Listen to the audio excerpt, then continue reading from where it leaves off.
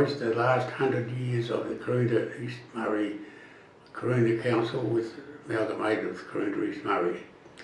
It is great to be able to look back on what's been achieved over that 100 years, and it's great that they're still looking after their own area today. It has its problems being the smallest council in South Australia, but it's doing well looking after the community, and I'd like to thank all those that have been part of the council over so many years to bring about the proper running of a community. This is some thoughts about the Karoonda District Council that started here in 1922. The railways was important back then as to come to Karoonda from Tailem Bend, allowing to open up the area. Council would had to spend a high percentage of its income on building roads and maintain what machinery it could purchase. Roads were built over rocky and sandy ground to allow farmers to get their produce to markets, and the railways vehicles were new, and horses were still being used to get people around, shopping, sport, as well as on the railway.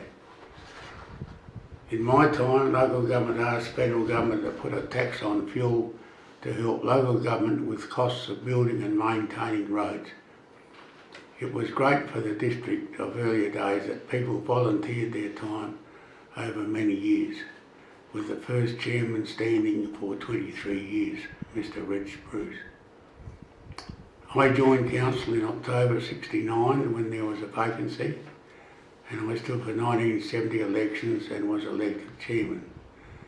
Terms were 2 years and voluntary, no pay, only car allowance. Some of the highlights that happened in my time at council was building the Karoonda Hospital. Council was asked to borrow $68,000 after many public meetings were subsidised by the government on a 4-to-1 basis. Total cost of the hospital and nurses' quarters were $340,000. Council assisted in obtaining the ambulance service here, which was a great outcome for the community. Negotiated to supply SA water to Karoonda. We built the big slide, or we call Huff's Bluff, at Karoonda School. We built a new toilet block in the main street, and the CFS and ambulance stations up opposite the hospital. In the first place, council had 7 wards, 1 councillor per ward. When we amalgamated with East Murray in 1979, discussions rebuilding the new chambers began because the old ones were leaning more each year, and the block next door became available, which we bought to give a bigger frontage. And we had much discussion before they were built and opened in 1983. I nominated and was elected in May 1993. The rail had closed and roads to smaller communities became an issue.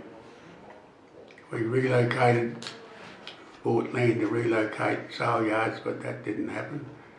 Relocated the works depot to the old highways department, and we had our first female councillor come on in 1993. I retired from Karoonda East Murray in May 2000 and served 19.5 years. I think we owe a great deal of gratitude to the councillors of the time of the last 100 years that have put in time on a voluntary basis until recently to help run this community, and I think we're all pleased that they took the effort and to do that on behalf of the community. As a new mayor coming in after Alan Arvin, it was really just a matter of keeping on, because there didn't appear to be any need to change the culture of council, because the elected members historically have all been giving people that went onto council to simply make their community better.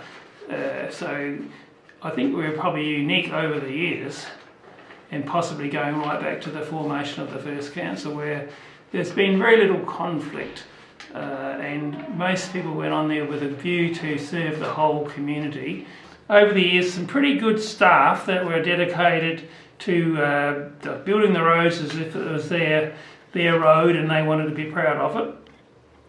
And similarly, historically rather, roads have been the biggest issue, and it probably always will be, because we've got such a lot of road length with very low population to support it. But thankfully, over the years, the governments of the day have continued to give us good support financially, otherwise there would be no road network, we'd all be trapping rabbits.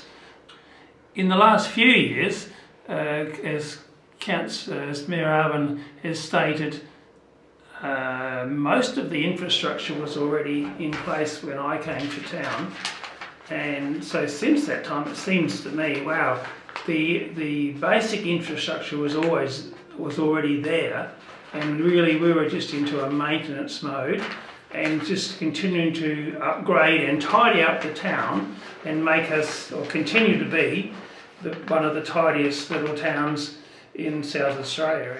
I commenced the role of Mayor in 2018 after serving as an elected member for 2 terms. I'm really proud to be part of a council that's adapted and evolved over the past 100 years.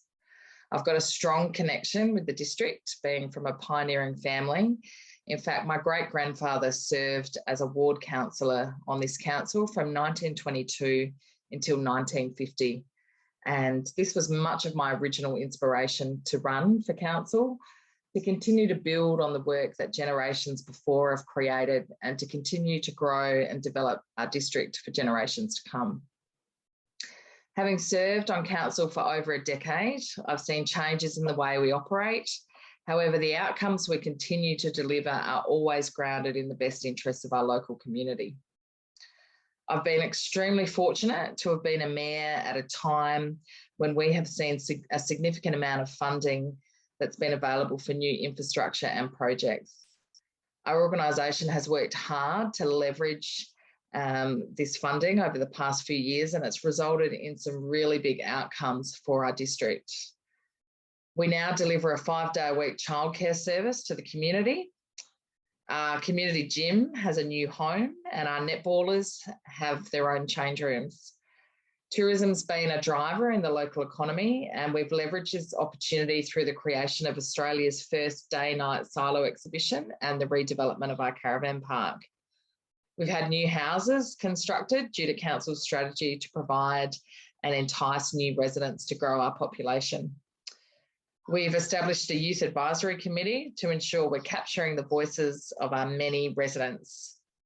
This is all work that's been undertaken over and above the consistent service delivery, and has been a credit to our staff and our elected members who've seized these opportunities. I'm proud to be part of an organisation that has developed and adapted over the past 100 years, and this is a testament to our ongoing relevance and importance in our district. Whilst we are small in population, we are big in vision, and I feel lucky to have played a role in our district's history. I strive to ensure generations to come will benefit from and build on the work of our current team. Bring on the next 100 years.